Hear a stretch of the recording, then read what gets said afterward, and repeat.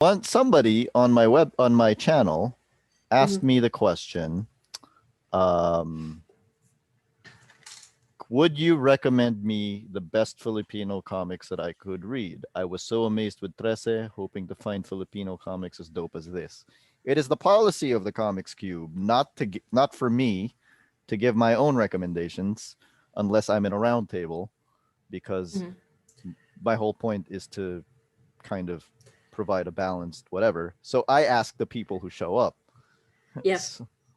So, can you give me a few? Okay. Okay. Actually, I will do you one better. I will show you the ones that I think are the best. So, um,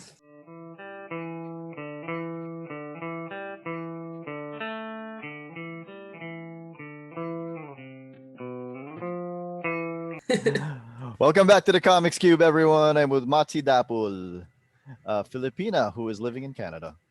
yes, indeed, it's very cold here and sad. No, it's actually it's summertime, so it's actually getting quite warm. And by warm, I mean like 30 degrees, which is not that warm.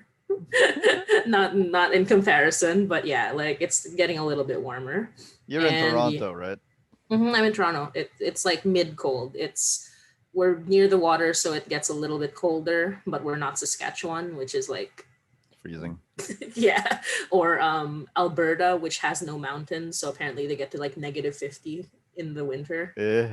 with wind chill, and I'm like, ugh, no, I used it's to live in horrifying. uh, I used to live in Pennsylvania, and the summers in Pennsylvania are horrible. They're worse than here.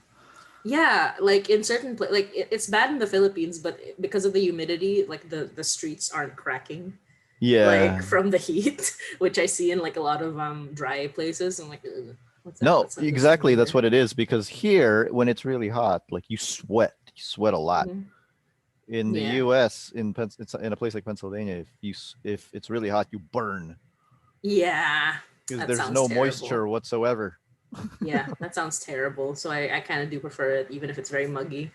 But yeah, I know Doi from just around. Like we are having a conversation where it's just um we kind of just pass by each other like all the time We're in like on the terms of same like train, except not in the yeah, same car. yeah, it's just be like, yeah, I know Doi, kinda. I've never met him, but I know him. It's like stuff like Same. that. You're very active in fan circles, and like whenever you post anything big, I'm like, that girl makes a good point. Moving on. Thank you. Moving on, yes, thank you. Because the nature of the internet is like, moving on. Let me find someone I can fight with. Yeah, exactly, exactly. That's just, very true. just kidding. I don't do that anymore. Uh, Hmm. you Too write busy. a lot. You write for a lot of stuff. Absolutely. Yeah. I, Where do I you write? Give me a plug. oh, give me a plug. So I on personal like in my professional field, I'm actually an animator, but I do a lot of like freelance writing. So I freelance write for What Culture, which is fairly well known media site that's based in the UK. That happened very interestingly because I literally just during the early days when they were recruiting like contributors, and by early days I mean like 2018, 2017. No, actually, wait, it's been a while longer than that. But yeah, in early days, all you had to do was get in touch with an editor. And I got in touch with someone who I thought was really cool. And he asked me like literally just any articles or blog posts you've made. And so I just sent him a blog post which was a I don't know, 500 word meta on like an Overwatch character. um, like just like that, and he was like, you're hired. So I got hired in, and I've just been like kind of every now and then contributing like articles. The whole system has changed. Like the way they hire people now is completely different, so I couldn't help anybody who was like wants to work for them. But yeah, like that's kind of how I got into it. I'm really good friends now with you and Patterson, who was the one who got me hired. And yeah, like other than that, I do freelance for CBC Kids, which is the kids faction of CBC, the Canadian Broadcasting Company. Um, Similarly, just because like I got in contact with somebody who's super nice, and we have a good rapport, and so every now and then I get to contribute some stuff. Other than that, I on in my personal I'm not personal in my personal projects, I do Hainai, which is a podcast very much inspired by Filipino media and comics and stuff. Mm-hmm. And it's yeah, just as a quick like aside, Hi Nai is about a Filipina who moved to Canada. Wow. So it's a Filipina who was raised by a Babaylan family who moved to Canada and ends up accidentally saving someone's life from a supernatural like occurrence. And since then, like, is helping these two detectives and a couple other various people in solving some supernatural cases. And it is actually a proper horror podcast. Like, it is a supernatural fun. It's a fun supernatural podcast with a cast of like BIPOC, which is Black Indigenous POC, and queer characters. And I think it's super fun. But at the same time, I didn't realize how much horror it was until I started getting people to like, oh, can you tell me, like, let me know if this is okay, let me know if this is good. And they were like, this is terrifying. Like, it is. Wow, I didn't know it was terrifying. I was just kind of just like, leaning into a little bit of the creepiness, but turns out it's properly scary. So it's a horror podcast. um, You never know until you're making it. I mean, while you're exactly. making it, you'll never know until you show it to somebody else. Exactly. And it's like it's super fun like to find out that people actually are scared of this podcast, which is great.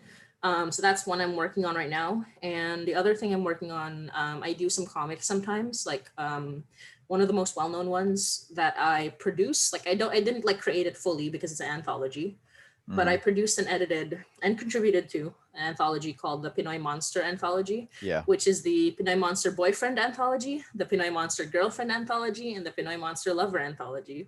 So this one, similarly, it's about queer Filipinos.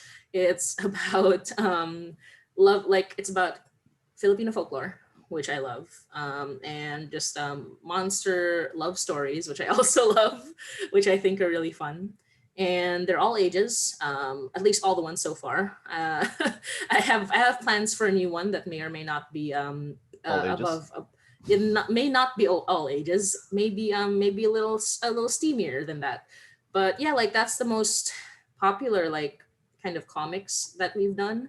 A lot of people really like it. It's yeah, each one is themed. The first one's about boyfriends, second one about girlfriends, the third one is kind of more on other queer identities that are less known, like like from well, there are trans characters in the other ones, but in this one it's like non-binary characters, um other trans characters, and also like polyamorous relationships, that kind of thing.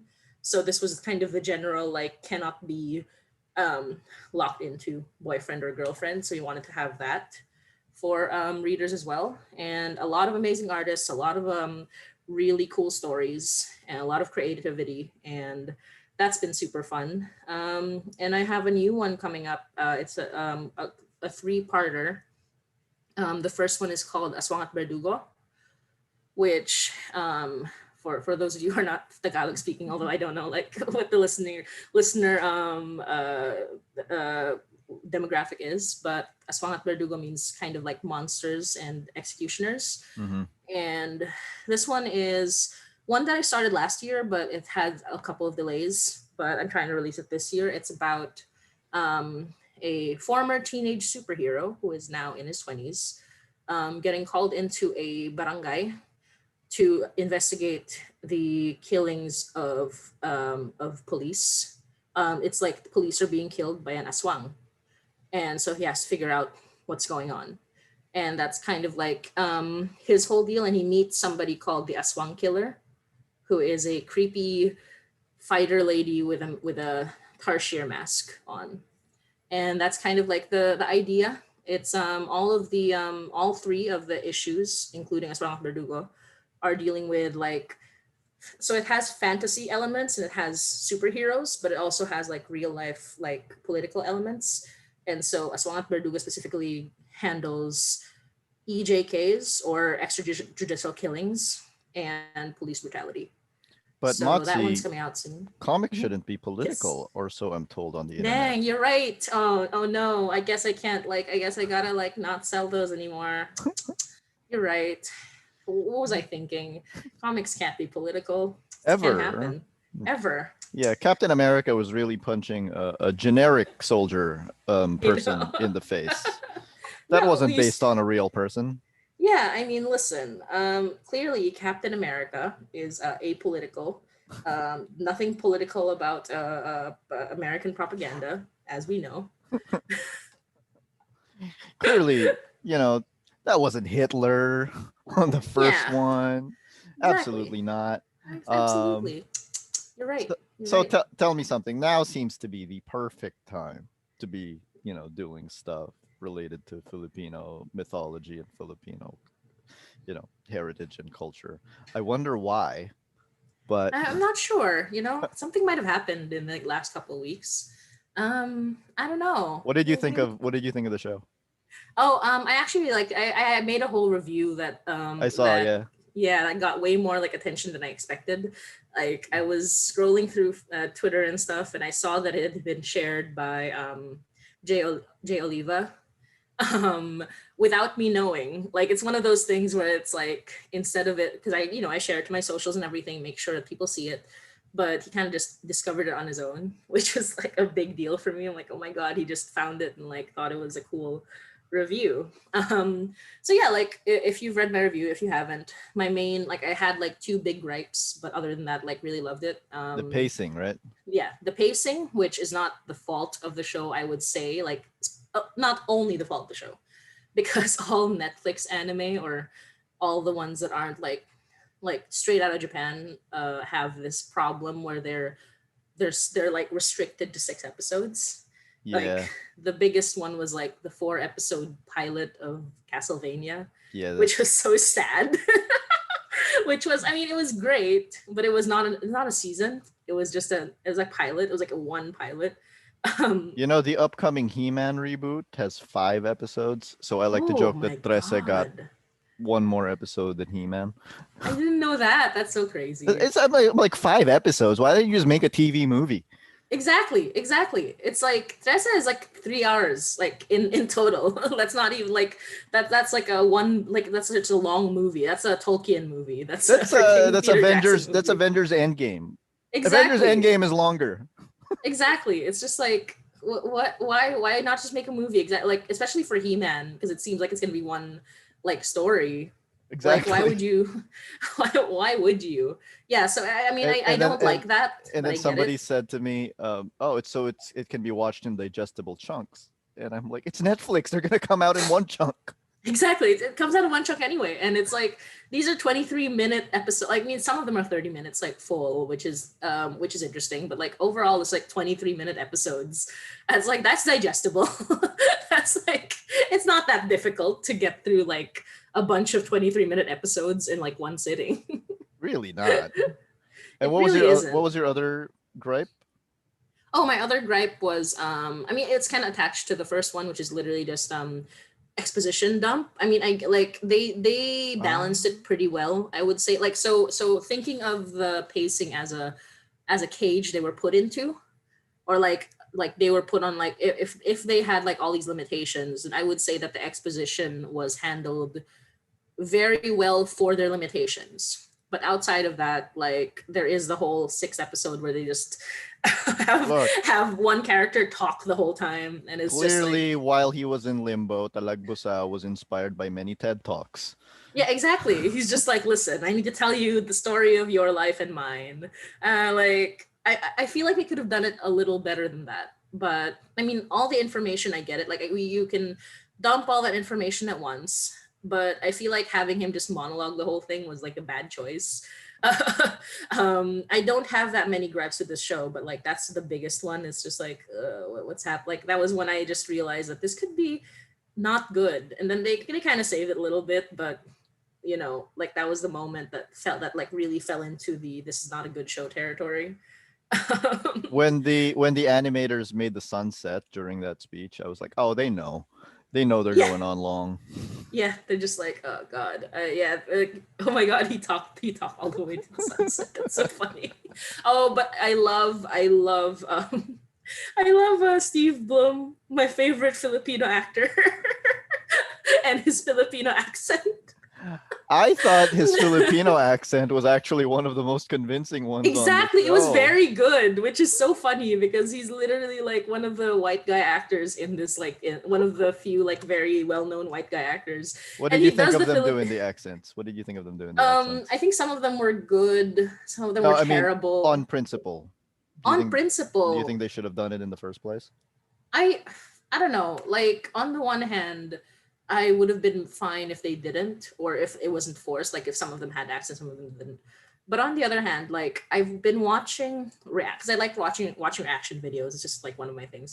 But I've been watching reaction videos of Trese, and I feel like a lot of the non-Filipino reactions from like a lot of different people have been very positive to the accents, Because they don't hear which it. They don't yeah, exactly, because they yeah. don't hear it, but it's like for them it's like something unique and interesting, and it's like wow, it makes me feel like I'm actually there, and I'm like all right, if it works for you, it works for you. And this accent, like the accents in English were definitely made for like a foreign audience, Yeah, because or like a here the film default audience. is Filipino. If you try to watch it, it will automatically play in Tagalog. That's awesome, honestly. And yeah, like I mean, that's the thing, isn't it? Like technically, the English dub or the English like language one with Filipino accents wasn't necessarily made for a Filipino audience. Yeah. It might be more for like yeah, like Phil-Am audience or like a diaspora audience, which and like English speaking audience. So I would say I would not personally have made the choice, but I see like the positives in it, and I think a couple of really of characters had amazing like accents to them, like the Hank. like Hank was wonderful, like he felt like the most natural. Nuna was really like like the character, like it just fit the character so well. Nuno was totally like your typical Filipino magic character. Hello, Yeah, Trese. it's like he sounded like the dub of an anime character from like the 90s, which is why I liked it so much. It's like, and Eric Bauza is amazing. Like Eric Bauza, he's the voice actor of all the Looney Tunes right now. If you didn't know that before, I did like, not know that. yeah, so that he's so I, cool. I He's like when actually just you, got this book. oh, that's So awesome. Yeah, yeah. yeah. So Eric Bauza is like, it was so fascinating to learn about him. He was yeah, he's basically like the modern Looney Tunes voice. So if you see his like who does Eric Bauza voice act, then you just have like a mosaic of like Looney Tunes characters, and Yeah. he voices all of them, which is crazy. And yeah, oh, recently the big thing that happened was that I just made a comment where I was like, who is Eric Bauza voicing? And it's like all the Looney Tunes. And for some reason, he decided to follow me on Twitter, and I'm like, like I lost my mind. I was like, oh my god, he's here. And then another funny one was Jojo Aguilar, who did like some of the art direction for Trese. Yeah. This was the funny one because I have two Twitter accounts. One of them is for casual stuff, just for fandom stuff to go crazy because I get like you know Because you're a fan. um You're a fan. yeah, I'm a fan, Yeah. and I like being very crass there and everything. And I have my professional account for professionals. And like, yay, Eric Bowser followed my professional account.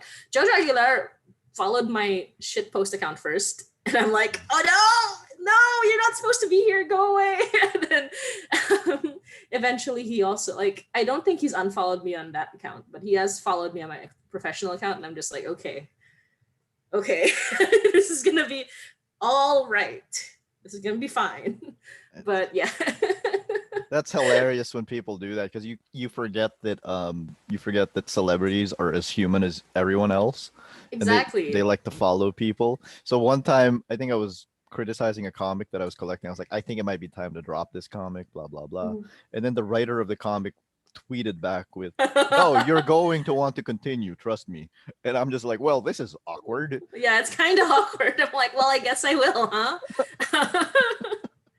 Dang, it is. Yeah, it is like very interesting. Like it's a nice balance. Like on the one hand, I found that this is something that I try to do. Like I try to do my best to be reasonable about it, but I've like it's definitely something you have to be mindful of. It's not just something that comes naturally. It's being friendly with celebrities or being friendly with people who have a large following. Because if you're like if you're too friendly, it's just cringy. Then you're But if you're not annoying. Yeah. friendly, and yeah, you're just annoying. But if you're not friendly enough, then they're just gonna forget it. Like you're not like there's not gonna be any sort Yeah. of connection. And I've had that a couple of times. It's been nice. Like oh, I do have like one story which is gonna blow your mind because I can see the little Spider-Verse like thing behind you. So Peter back Ramsey. yes, back in 2019, yeah, 2019, I had 12 followers on my official Twitter. Okay. And I went to Peter Ramsey talk and it was awesome. Like I went to New York in the week that he was there. So it was like a big, like it was, the timing was amazing.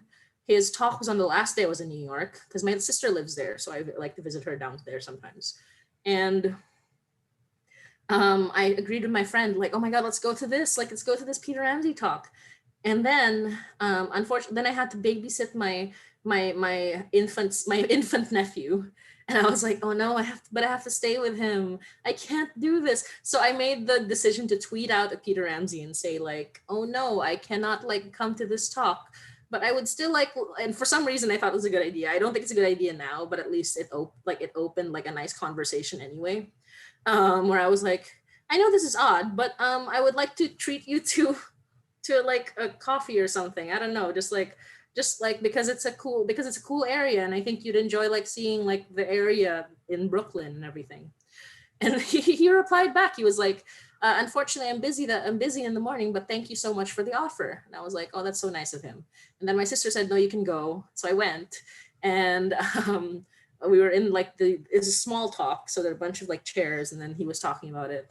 And then I said like I told him like there was a question that I asked or something, and then I said like, oh, I also like I also like offered like earlier on, like I don't know, my mind was being silly that day, but I was like, I also offered you to get you like a um lunch or something. And he was like, and everyone was like, oh, like everyone was like, oh, what's this? And he was super nice about it. And I wrote him a letter. Like I literally wrote him a letter like he was Santa Claus or something, because he was a big inspiration. Before Spider-Verse, Rise of the Guardians was my favorite animated movie of all time. So I wrote to him. I was like, this is really important to me. Thank you so much. You're such a big inspiration, et cetera, et cetera. And he received the letter, and I was very thankful. Like that was a wonderful experience. And and he even like when he received it, he was like, do you like me? Yes, definitely. Absolutely. He made a Gravity Falls joke, which was great. And then after Gravity that, Falls. yeah, it was awesome. And then after that, nothing happened. And then 3 days later, I received a notification on my official Twitter, which at this point only has 12 followers. And I got my 13th follower, and it was Peter Ramsey. And what really hits me about this is not only did he like, I didn't put my Twitter account on that letter. So he I just looked for signed it. you. Yeah, I signed it. Like, Motzie Dapul. He looked for me, and he followed me on Twitter, and he still follows me to this day. And I'm like, I cry. And he actually helped fund Aswang at Berdugo, which is like it was huge. Oh That's my awesome. god, it was insane. I was raising $500 to pay the artist because I wanted to pay him ahead of time for this 20-page like comic, because I wanted to be more fair and like actually make this a proper like professional thing. And I was like, this is gonna be my goal. Like, I'm gonna pay 500 to the artist. Like, I'll cover the rest, but whatever is raised, you guys get benefits and stuff. And he said $200 to cover Aswang for two. And I'm just That's like, we don't have a tier that high. We that's don't have so a tier that awesome. high.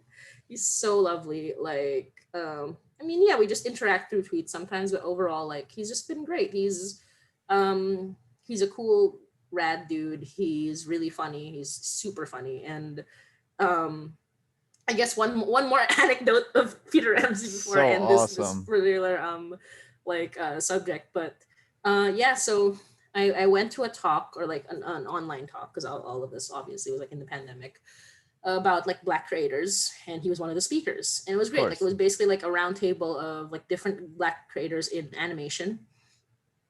And it was super awesome to like meet all of them. And then at one point, Peter Ramsey says like, "Oh, you know what? In one of our original concepts, um, Miles was gonna spend half the movie as a spider," and everyone's like, But "What? What is that serious?" He's like, "No, it's not serious, y'all." And he was like basically poking fun at like all of the all of the Disney films where like like all of the films, animated films where black characters are being turned to animals. And like he's literally Soul just and he yeah. just like literally just he just drop kicked it, and I'm like, oh my god, I can't believe he said that, but it's true. You know, He's like he even cursed. He was like, oh fuck no, I'm kidding. I like your qualifier there. Until Spider Verse: Rise of the Guardians was your favorite animated movie. So Yeah, is it? they're both my favorite animated movie now for sure. Yeah, because it is massively awesome, and I don't just say that because I'm a Spider-Man fan. Because it's just such a amazing movie. I've seen it Oh, like a billion times. yeah, exactly. Like the more you watch it, the more you like see just how good it was, like how artistic. Like as an animator, as a fan of comics, I'm not even like that big a fan of Spider-Man, but like I like him, you know. But he's not like my favorite Marvel superhero. But this was definitely like I think one of the greatest movies of all time. He's I my can say that. favorite visual superhero.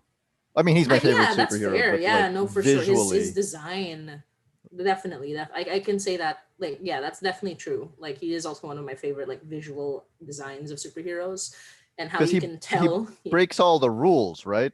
Like Mhm, he nobody swings the way he does. Nobody nobody has his anatomy. mhm, yeah, Right? exactly.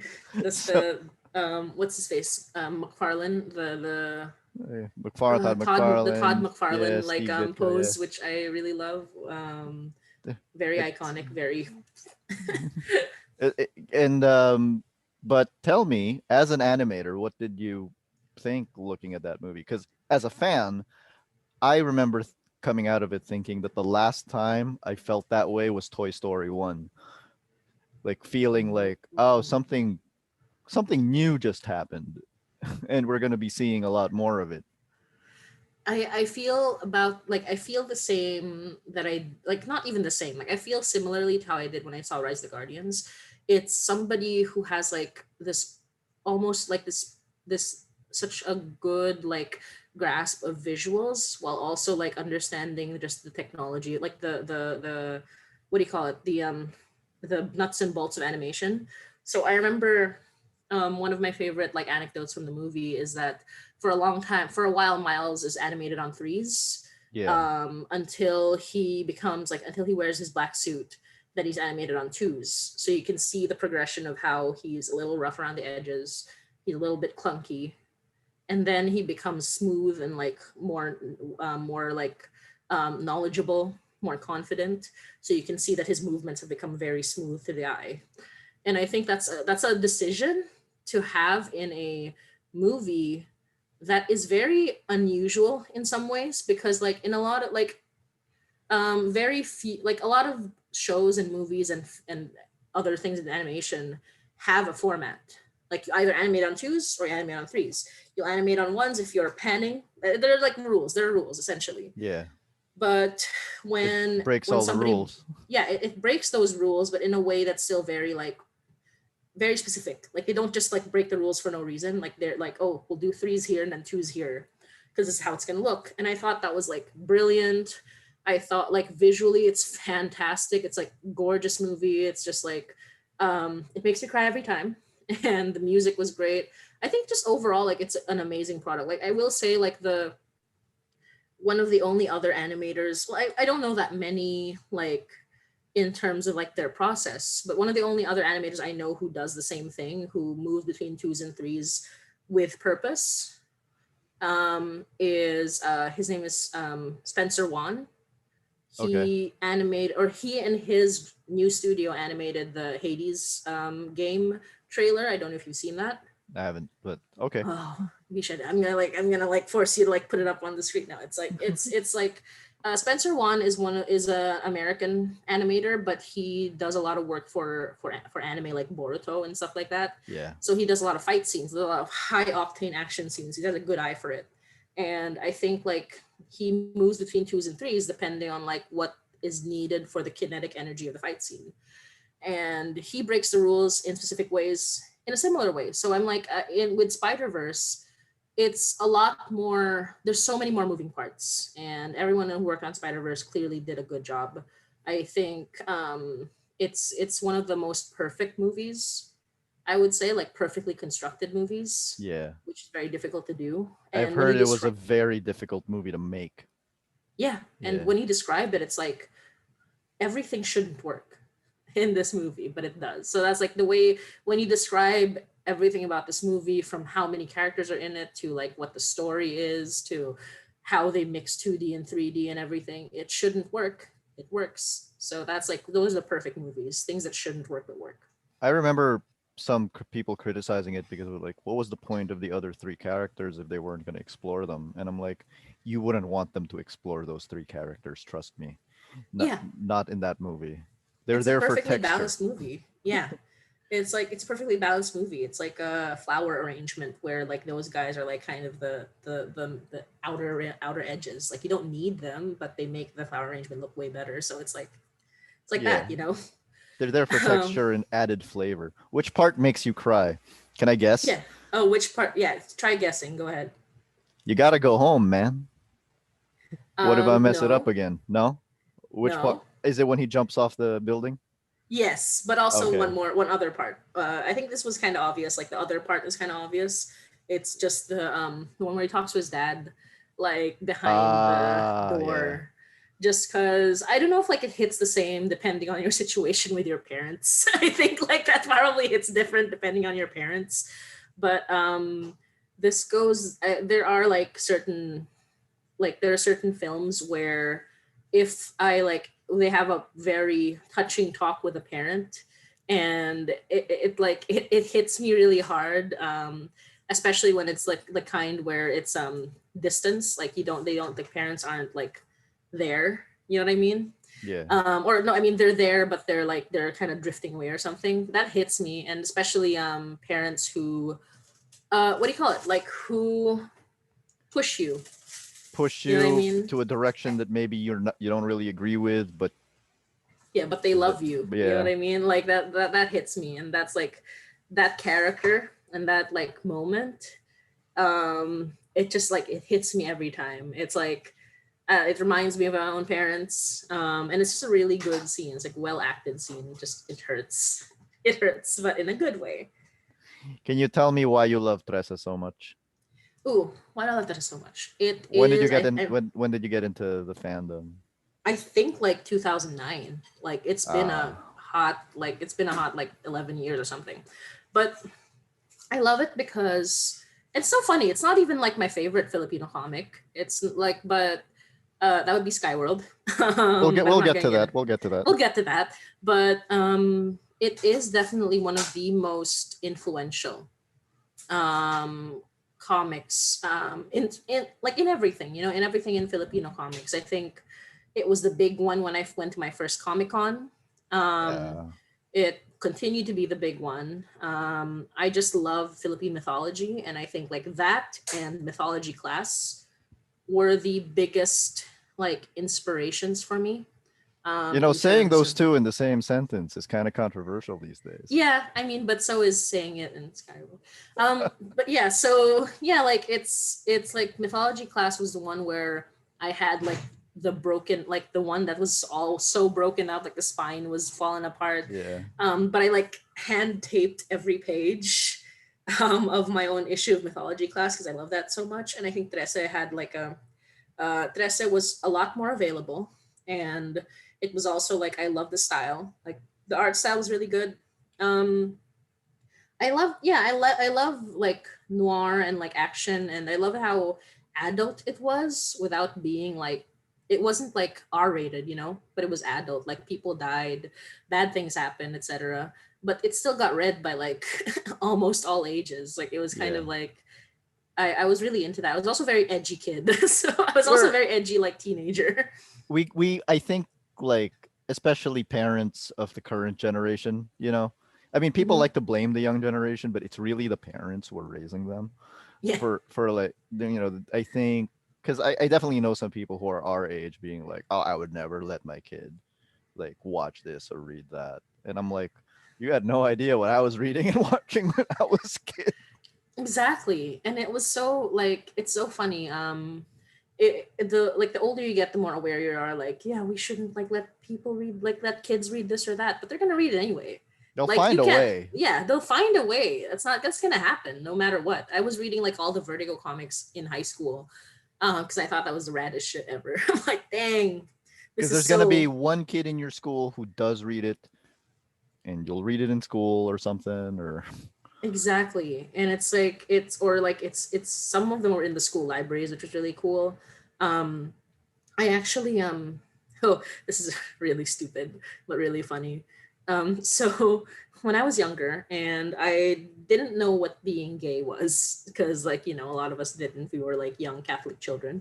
Um but when I was younger, my first my first like view at like gayness and queerness existing was a friend of mine like in school. But then, even though my friend was like the one who was like kind of teaching me about all these things, it was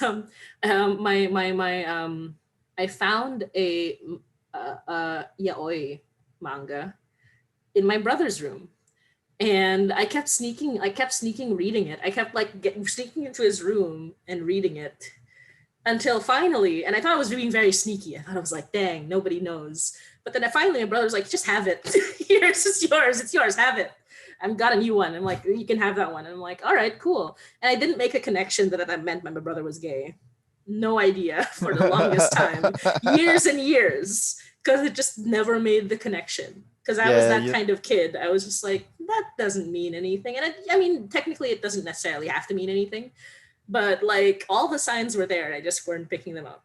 But so my brother gave me my manga, and that's kind of a similar thing. It's like when like you've got your edgy comics and you've got your like edgy shows. Somebody's got one. They'll lend it to you, or you'll get it from somewhere. You figure yeah. it out.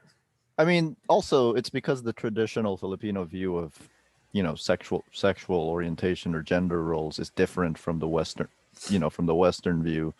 And being in Manila, you kind of reconcile both, and it doesn't always make sense. So sometimes it's like, they might be reading that, but until they dress up like a girl, it doesn't mean, Yeah, exactly. yeah, It was like it was really was like that, and it was uh I found really interesting.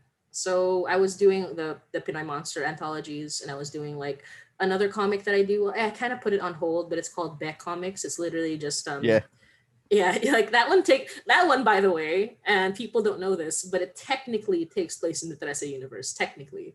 Just because at one point I asked Budget if I could have Trese in a comic, and he said yes, and it's still there. So but yeah, it's yeah, and it was so funny. I was selling those at the Comic Con, and there was this kid who like I was like, hey, like there was this kid who was with his dad and like looking at comics, and the dad was like, these look really cool, and the kid was like, and he was like, pick one, like he was like, pick a comic you like. And I thought maybe this kid will like this action one with Arnisadors, which I also didn't continue, but let's not get into that. Like this one's about like Arnis fighters, and then they asked me like, what about this one's like, this one's about um tikbalang, and like because I didn't want to like whatever like the in front of this dad or whatever. The kid chose the kid like I even let them like kind of just flip through it. And this kid was flipping through it, and I think there was like one kiss scene, and then he's like, just flip through it. And then he asked for that one, and I was like, what am I seeing here right now? Like this very young child of like 10, I think. And I'm like, he bought that one. And I was like, thank you so much. And in my mind, I was like, is this child like looking for looking for something that I have inadvertently given them? I hope so. Question like I guess I hope so. burgeoning, awakening some Exactly. realizations. Exactly. So, I'm like, it's interesting. so I have a question for you, Matzi. Mhm. This is, and you're probably the perfect person to ask this question. Somebody on my channel asked Mhm. me the question, um, would you recommend me the best Filipino comics that I could read? I was so amazed with Trese, hoping to find Filipino comics as dope as this. It is the policy of the Comics Cube not for me to give my own recommendations unless I'm in a round table, because Mhm. my whole point is to kind of provide a balanced whatever. So I ask the people who show up. Yeah. So, can you give me a few? Okay. Okay. Actually, I will do you one better. I will show you the ones that I think are the best. So, here it is. My favorite and also the best for me personally because it shows my favorite character of all time. Who I also call my husband. Anyway, here it's Skyworld. It's Volume 2 specifically, but like Skyworld in general. With the best character ever, Makabo. Tabo. Um, I keep recommending it, but unfortunately, it's no longer in print. So that's the problem. That's a big problem. And the reason being, and we all know the reason. The reason is Mm. Trese is now a show, and rights are interesting, and Trese is in this comic, and It's things happen. unfortunate. It's unfortunate Unfortunately, I'm because, gonna hold on to this forever because this is the last one I'm ever gonna have. well, it's unfortunate because obviously all those guys are friends.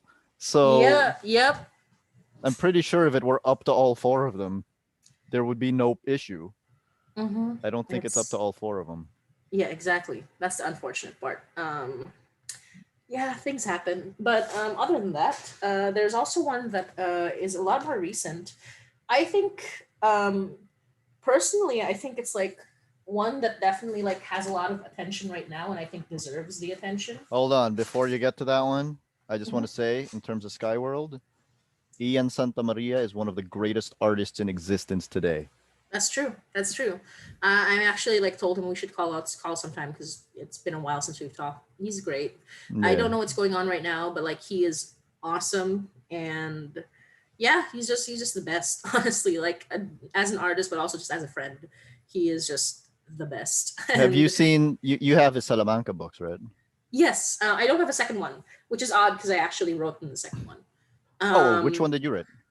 I wrote. I'm trying to remember. It was the oh gosh, I forgot the names. I know I'll probably have the document here somewhere. I can like It's look it okay. up. I'll But yeah. I'll put it up when it's up.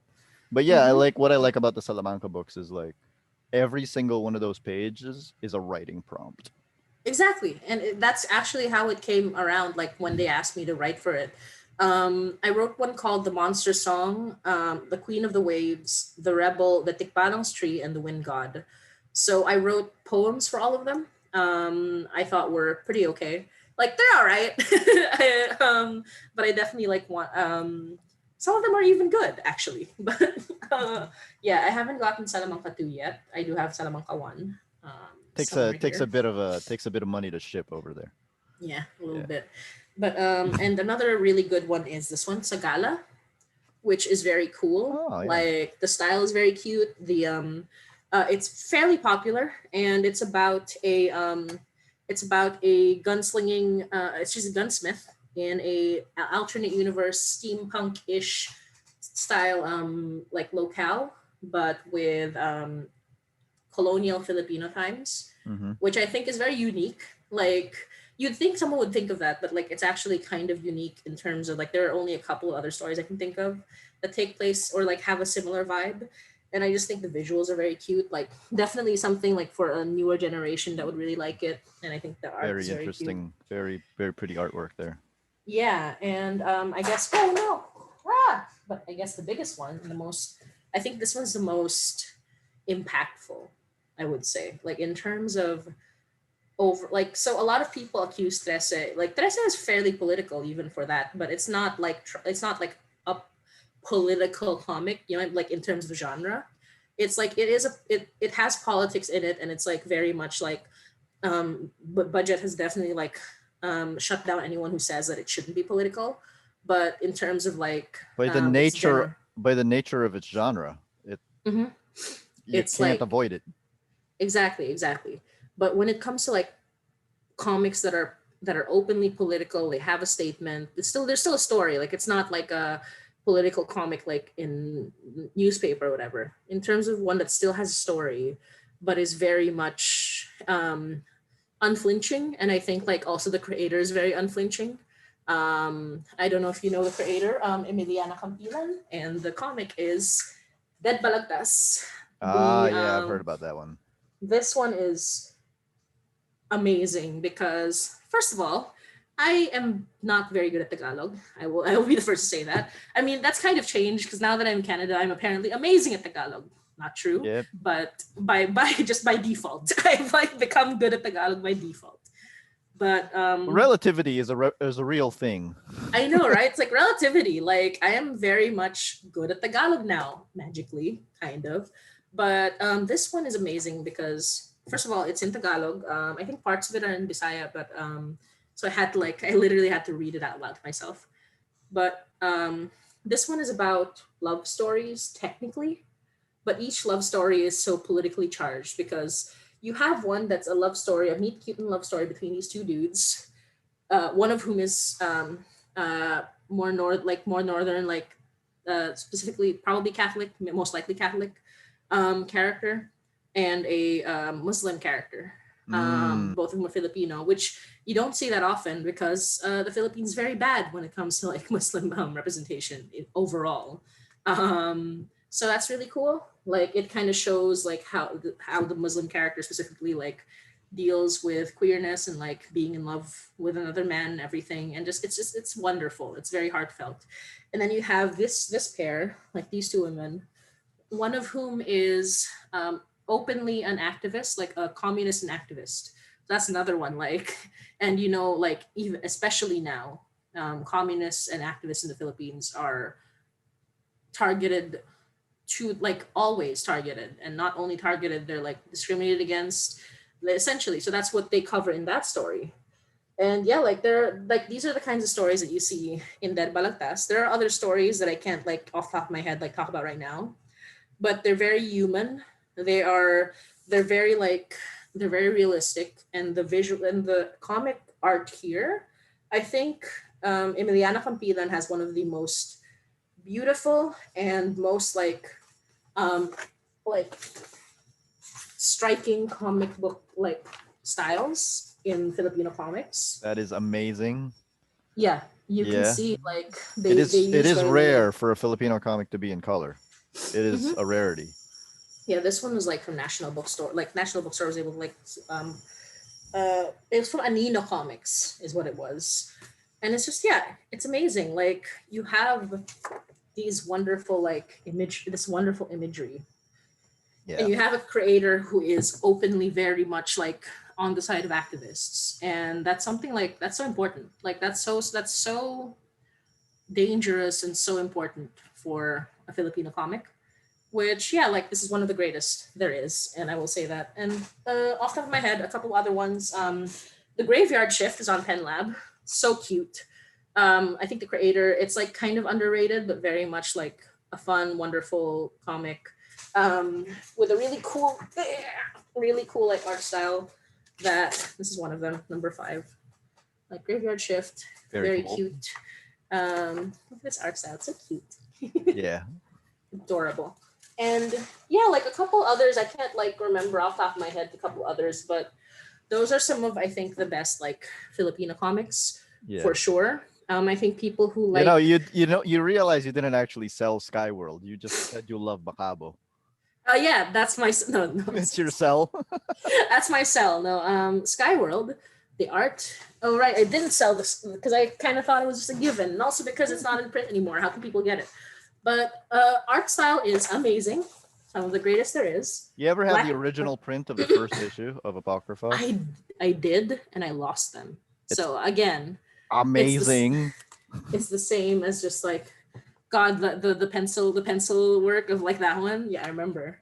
And so you have these ones. Wow, this is falling So apart. you know what I love about Macabo? You know what I love about Macabo was Tell me. when I was a kid, one of my favorite 80s cartoons was Brave Star. You ever heard Brave of it? Star. Dang, I have heard of it, but like I don't like it doesn't like I don't know It which was one it was. Brave Star was made by Filmation, so the same studio that made He-Man and She-Ra, right? Okay. it's set on another planet, but and Mhm. everybody there, and it's like a sci-fi metaphor for the old west. Mhm. Brave Star is a Native American cowboy. So he's Oh. Native American by race, but Mhm. he's a sheriff, he's a lawman. And he rides a horse named 3030, a cybernetic horse who Mhm. has the power to stand on two legs.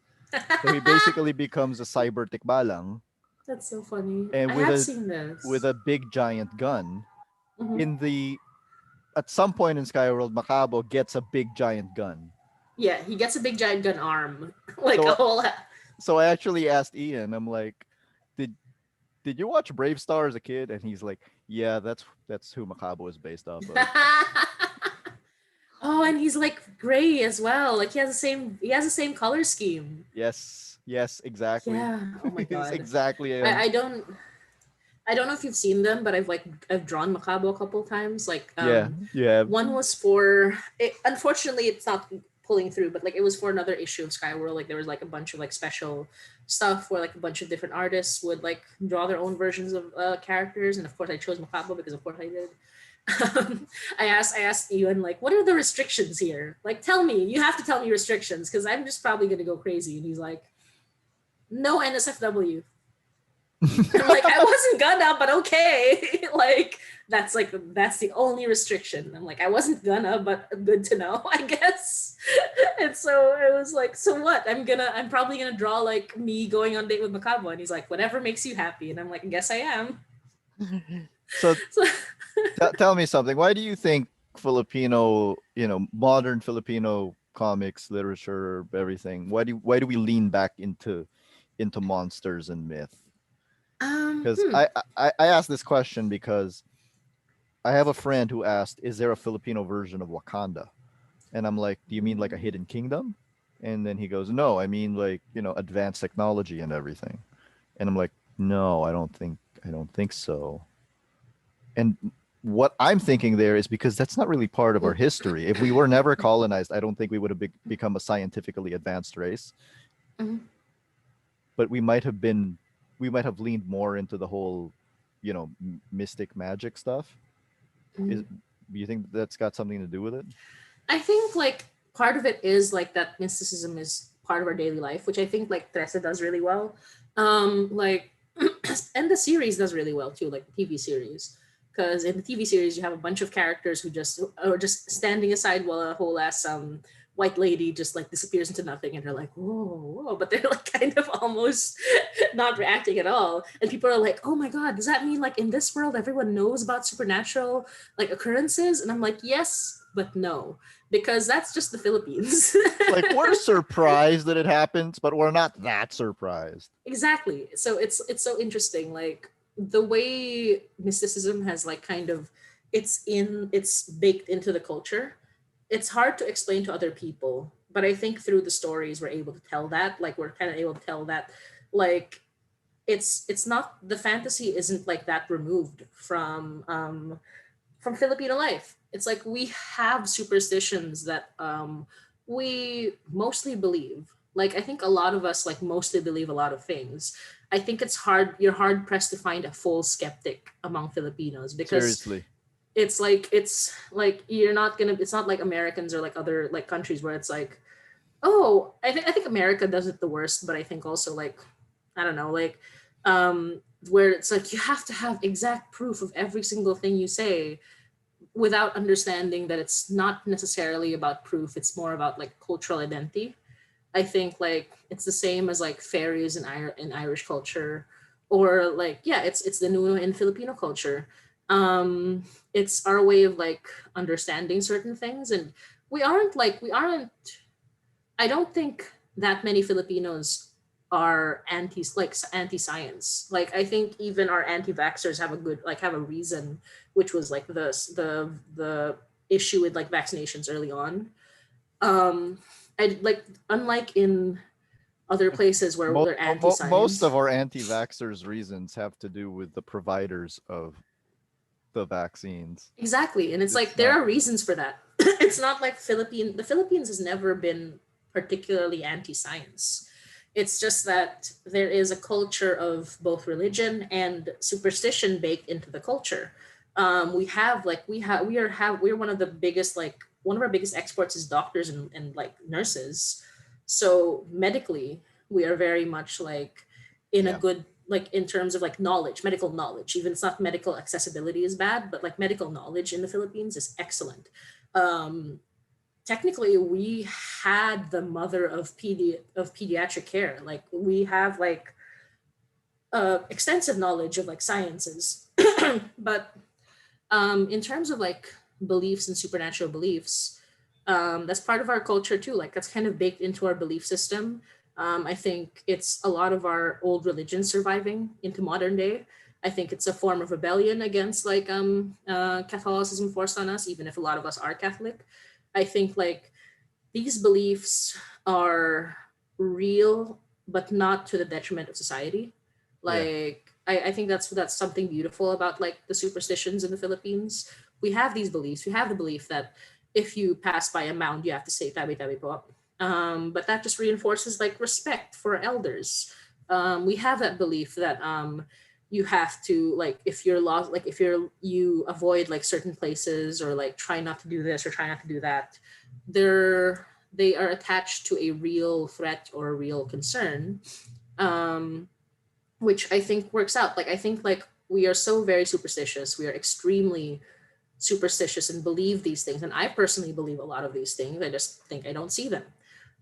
But I don't think it's to the detriment of our society. And I think because we feel a lot like, and I think the way Aswang stories came about was to explain our powerlessness against certain like aspects of the world. Like technically, the major Aswang stories happen in the when the CIA was like conducting raids and like hanging bodies from trees to, to make people avoid certain areas or to make an example of like rebels and everything.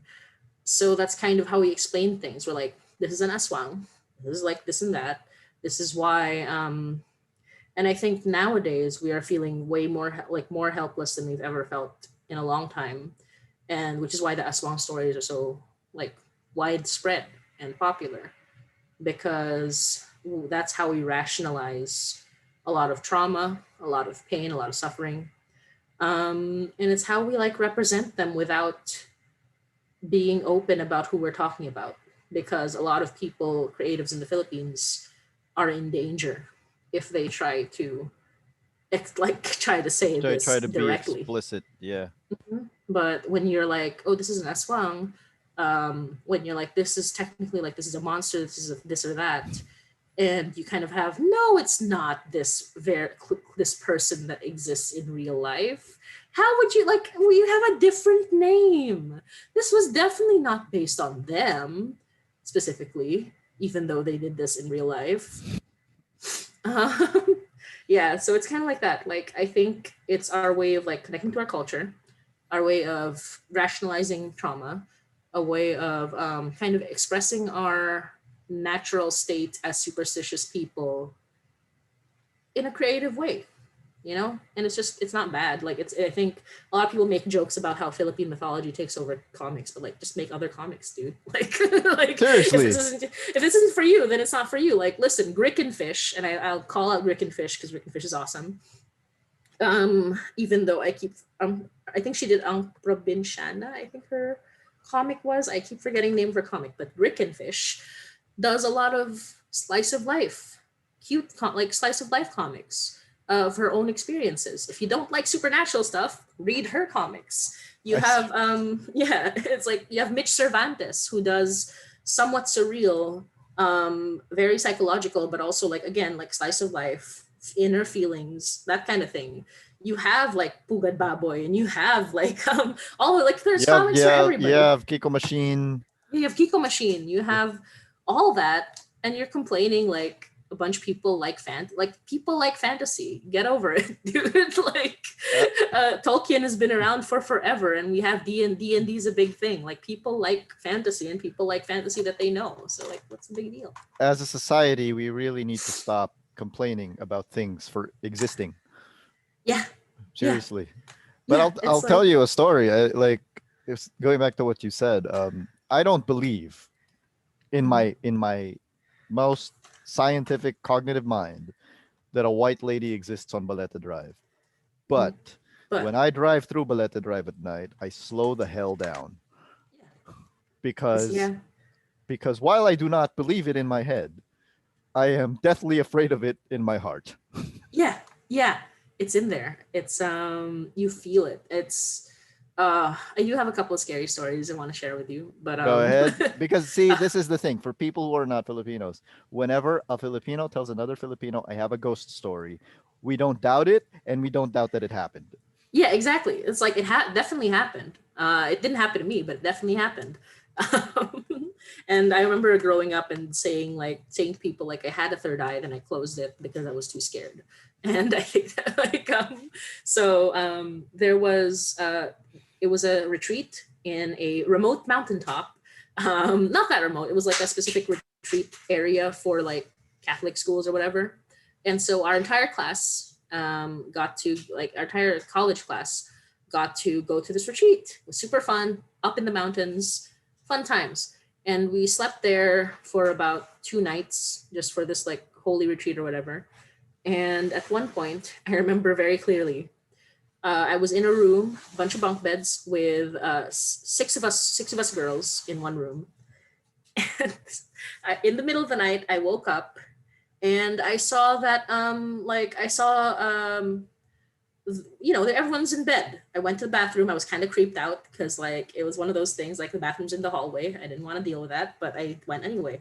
Came back, saw that all my friends were in their beds, and I went to sleep. But I was feeling weird about it. I was like, something's off, but I don't know what's off. So I went to sleep. In the morning, I woke up and everyone's like up and at 'em. And then I saw that one of my friends was in the bed with another friend. And I was like, "Oh, did you move in the middle of the night?" And she was like, "No, I slept here the whole night because I was scared." And I was like, "So you weren't in your own bed the whole time?" And she was like, "Nope." And I was like, "You were right to be scared. There was someone in your bed." Oh my God. Oh god, it was terrifying. And I was like, and we stayed together. Like we were like, oh no. And like there were two other instances in that same place. There was like a handprint on the window, like a very very faint handprint from the outside, and the outside was a cliff. So there was literally like no There's place somebody could no stand way. to Yeah. do a handprint outside the window. And we were all like, mm-mm-mm-mm. And at one point, we were all creeped out by like the end of a hallway, like on the same side as where the handprint was, but like different place. And we were like, "Hey guys, can we just stay together?" So we made the smart decision to just always stay together. Nobody went to the bathroom alone.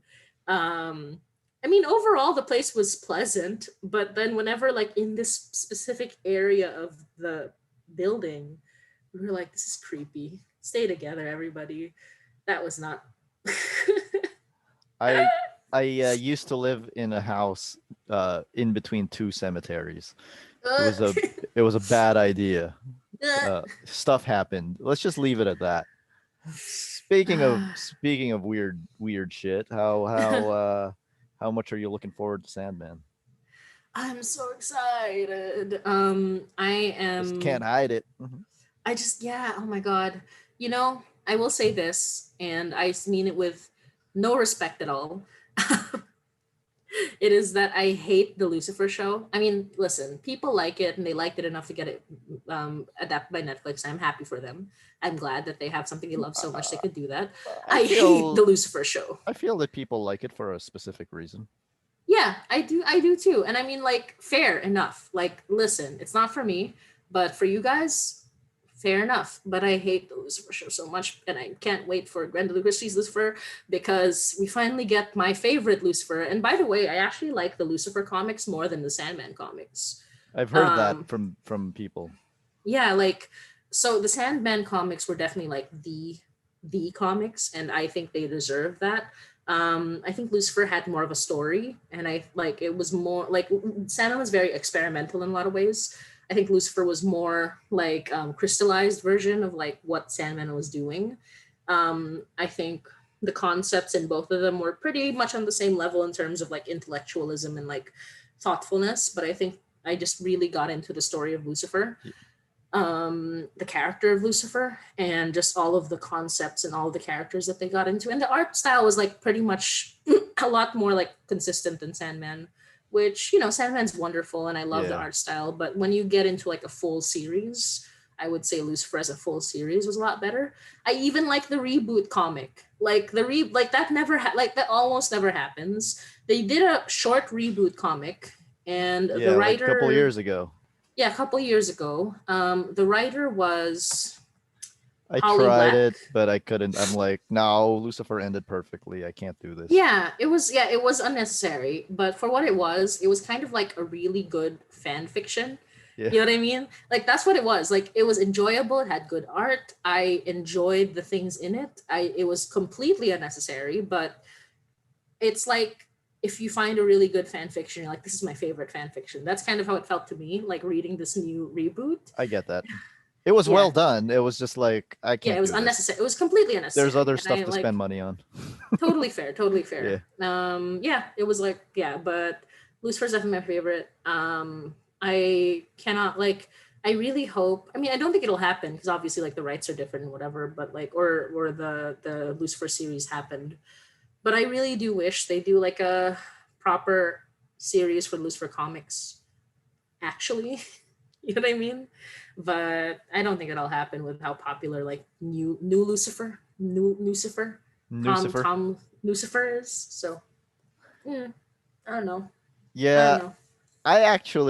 I've heard that before that people like Lucifer better than Sandman. It's specifically for that reason. It's more consistent and it's got a more consistent story. Mhm. I agree with that, but on an on a normal day, I'd rather reread Sandman.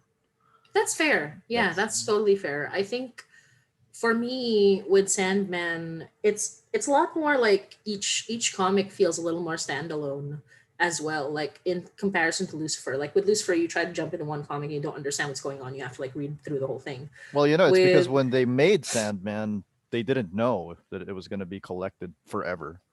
They yeah, were making it exactly. monthly.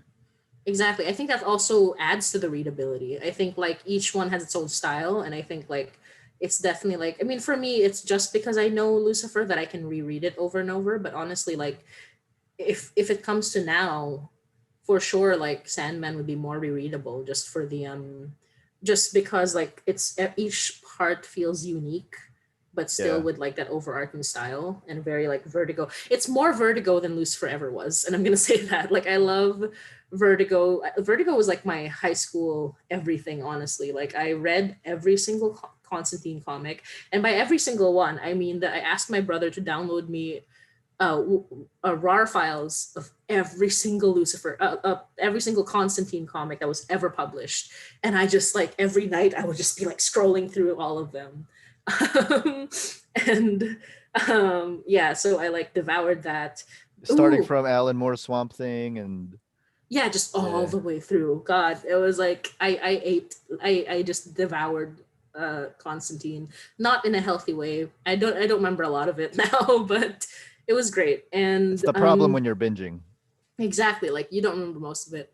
Oh, did you hear that they're reprinting? I actually pre-ordered one.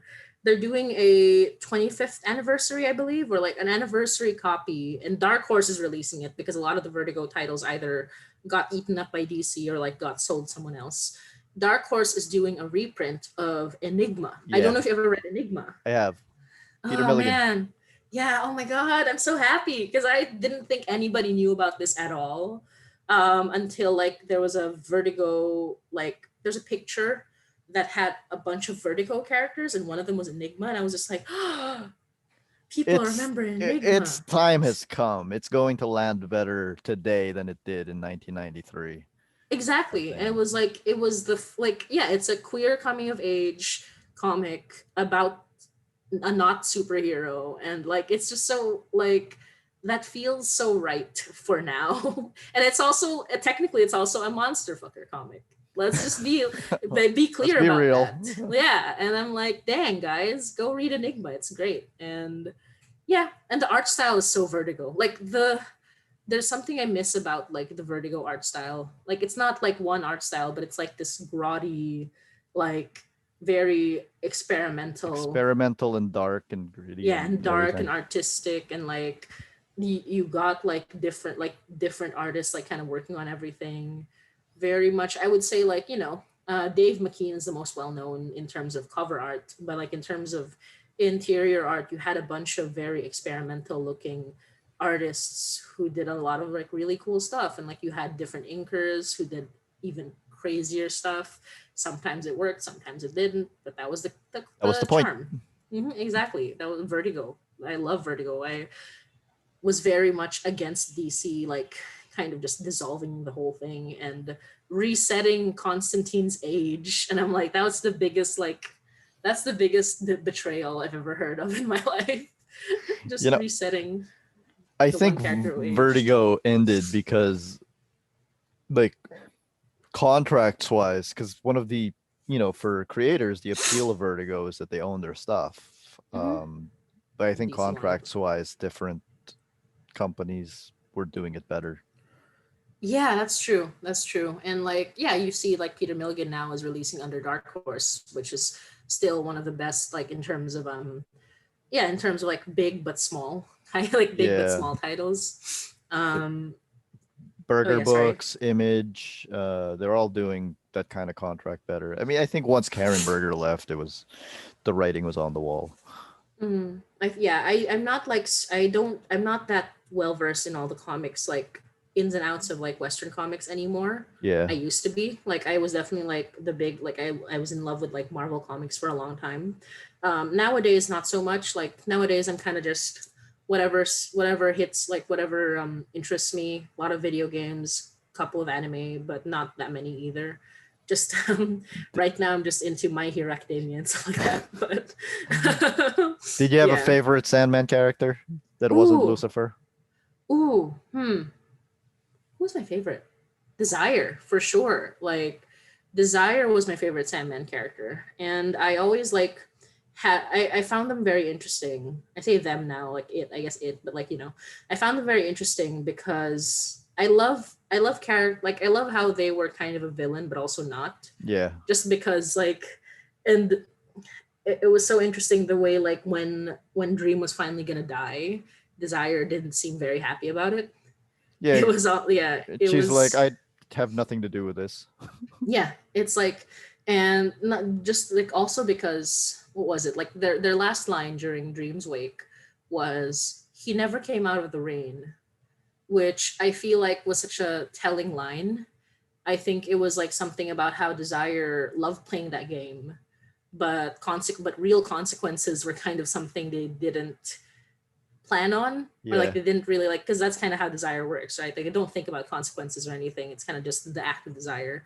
And I think with, even with how destructive Desire is, it's never had anything hit so close before.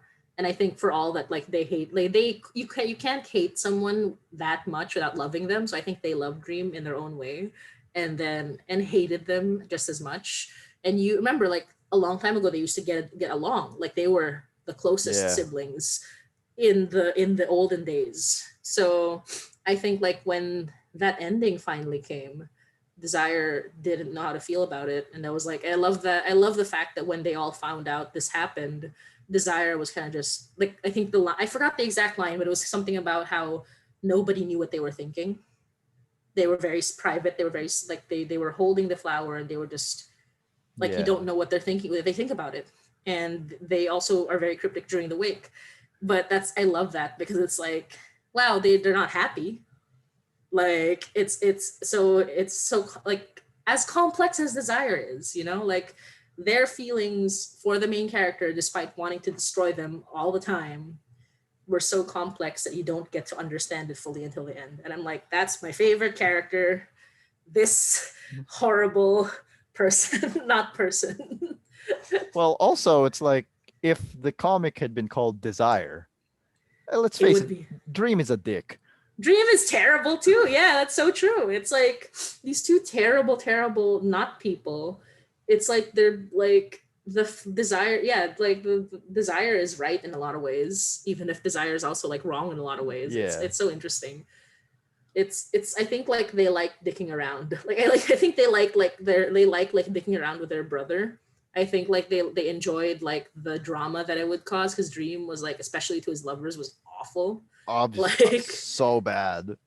I think Desire enjoyed the drama, and I think like they enjoyed the self-destructiveness, and I think they enjoyed like kind of pulling Dream along. But in the end, like when that ended, um, they didn't like it. I don't know. Like, and they're nice too. They're nice to Daniel. Like in the few times you see them like interacting with New Dream with Daniel, Yeah. they're very nice. They're chill. They're like, I'll treat you well, because I don't think they care about Daniel all that much, honestly. Like I think they're like, after everything, Desire is just a good sibling because they don't care about Daniel as much as they cared about Dream. And there's that moment in Season of Mists when Death is talking to Dream, and she's like, Desire's right. Exactly. You're It's kind like, of a there you go. dick. There you go. Yeah. Uh, So Desire, yeah, sorry. do you have Sandman? Neil does this. He leaves like a lot of things hanging a lot. Mhm. Like, you have any particular story that they didn't tell that you wish they did? Because for me, it was like the story of Nada.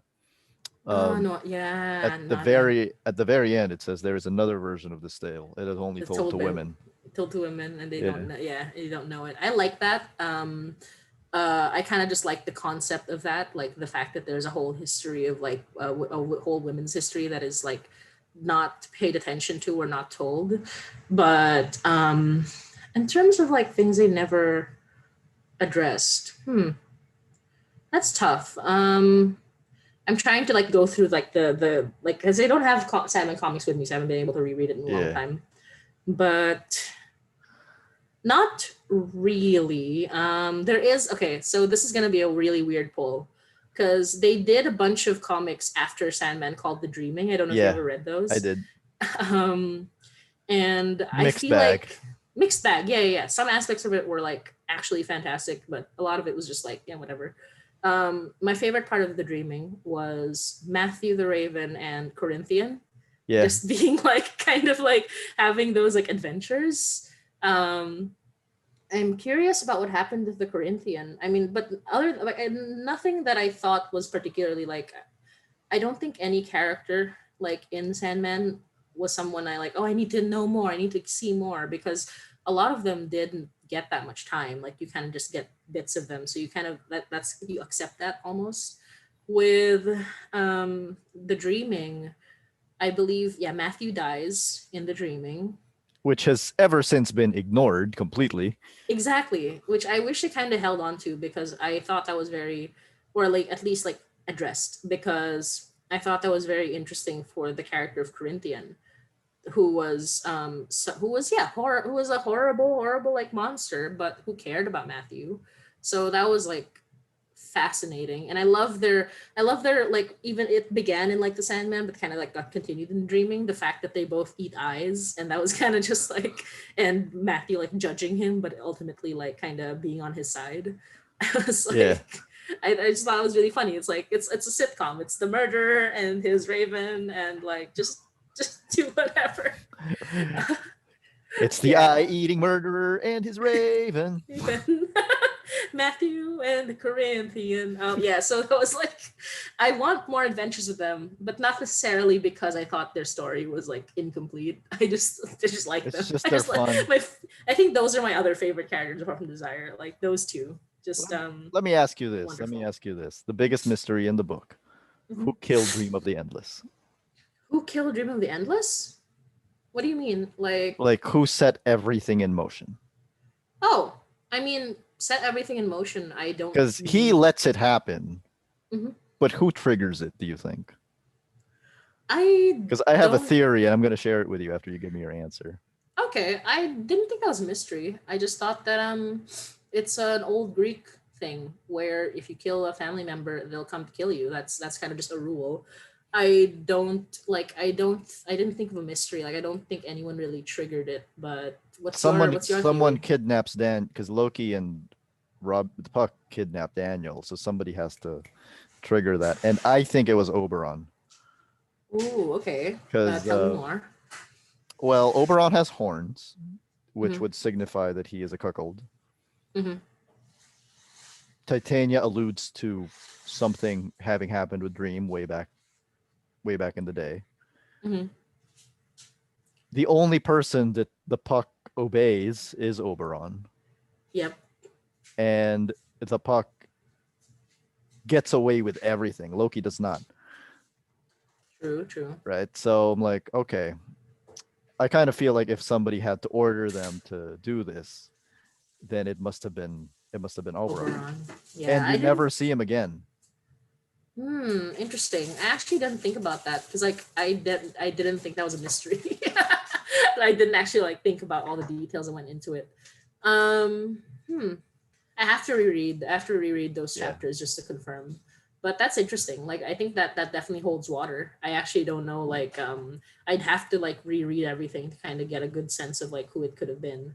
I mean, either way, like Dream kills his son because like so it's like I don't think like even then it was a big like inescapable. um yeah, it was kind of inescapable. So I think like I kind of just have that in my mind as like, yeah, that's the consequence of killing your family. You you get like, yeah, you get killed by the Furies. That was kind of the whole thing. um so yeah, like that's I definitely like need to reread the Sandman to kind of just get it to remember this, to What do you think? remember like to make my own What theories. do you think of the casting decisions and the reactions to the casting decisions and Neil's reactions to the casting decisions? I think Neil is great. I think Neil is right. But casting decisions, I'd have to see it. Like I like it. Like I don't think there should be any like race locking to the characters. I think that people who are mad about it, like stay mad, whatever. Like nobody cares about you guys. It's yeah, I have to see it in action. I'm excited about Gwendolyn Christie just because I remember Tilda Swinton playing Lucifer in the Constantine movie, and I thought that was like a brilliant decision.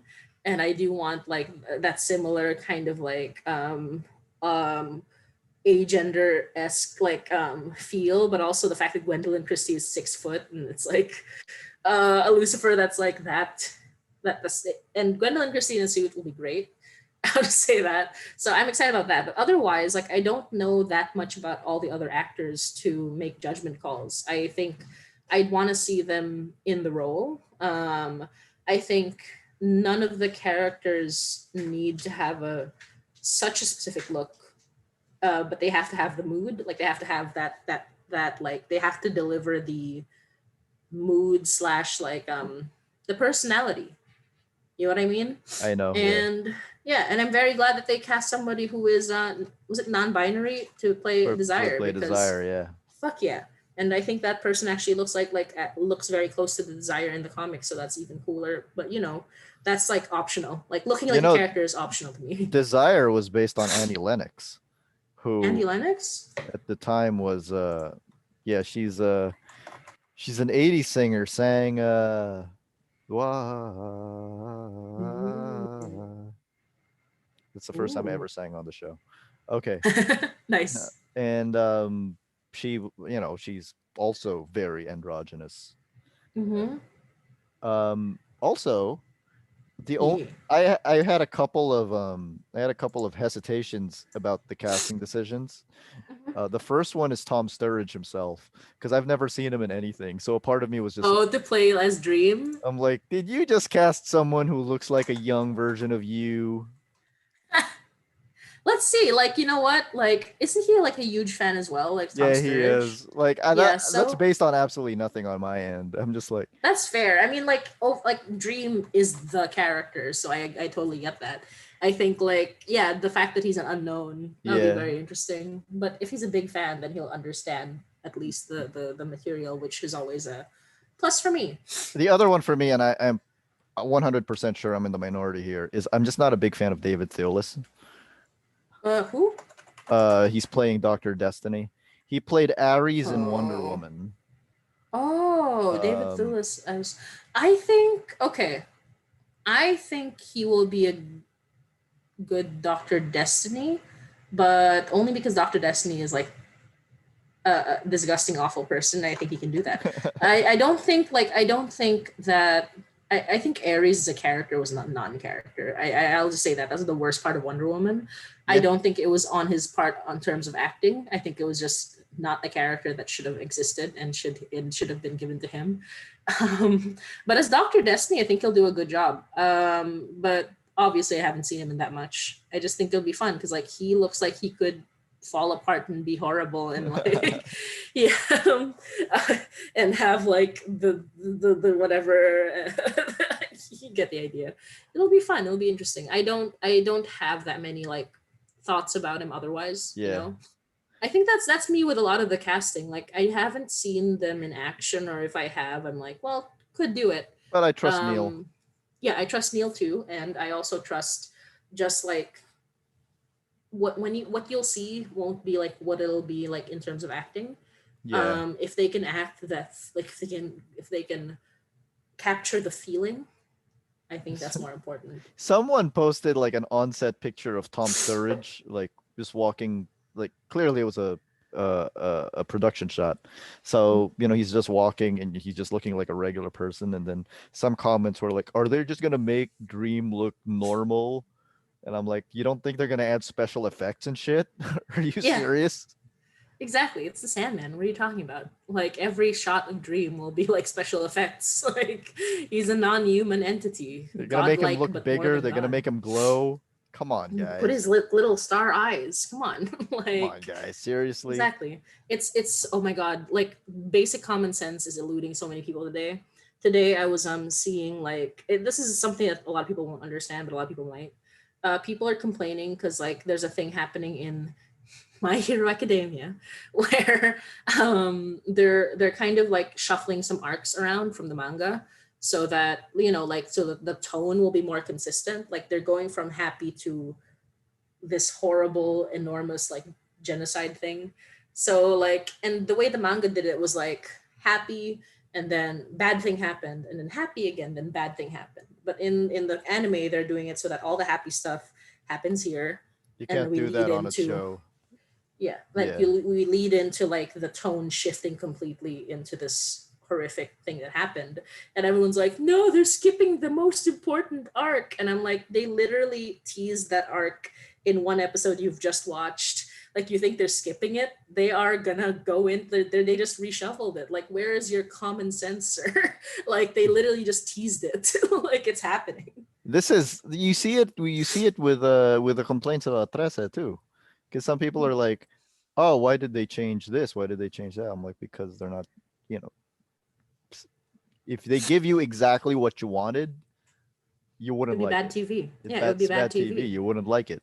The other thing is that I saw was people being like, either either voice for Alexandra. People going, "Oh, they don't. This sucks because they don't sound like the way she sounds in my head." I'm like, yeah, if that is your criteria for good voice acting, then I'm sorry, you're going to be disappointed by a lot of voice acting. Exactly, exactly. It's just like, I don't know, like people don't have like the base, like they cannot make one basic step up to a logical like progression, like there are certain things where like you have to like kind of do a couple steps to understand the logic. This one's like one very tiny step up that you have not taken and you refuse to Exactly. take, and I'm like, and you're still confidently airing your opinions out on the internet, and I'm just like So we're running a bit long, so quick plugs here. How often is Mhm. High and I updated? Well, it has to be. It should be updated every 2 weeks, but things have been happening. But yeah, every 2 weeks, Hideaway updates on Podbean, which is our main channel of like posting. But when it goes up on Podbean, it goes up pretty much immediately, or within a couple of minutes or hours, to Spotify, Apple Podcasts, and we also post to YouTube after a certain point. And yeah, like you can follow Hainai at Hainai Pod, HINAYPOD, on most social media: Twitter, Tumblr, Instagram, Facebook. And yeah, Yeah. every 2 weeks, supposedly.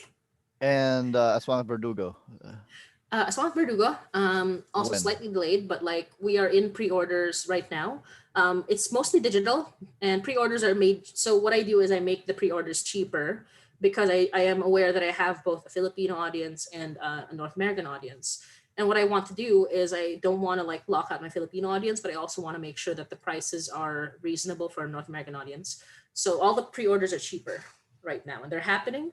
You get digital copies at the end of this pre-order, but I am also figuring out a way to send out print copies to people who have pre-ordered in the Philippines and in North America.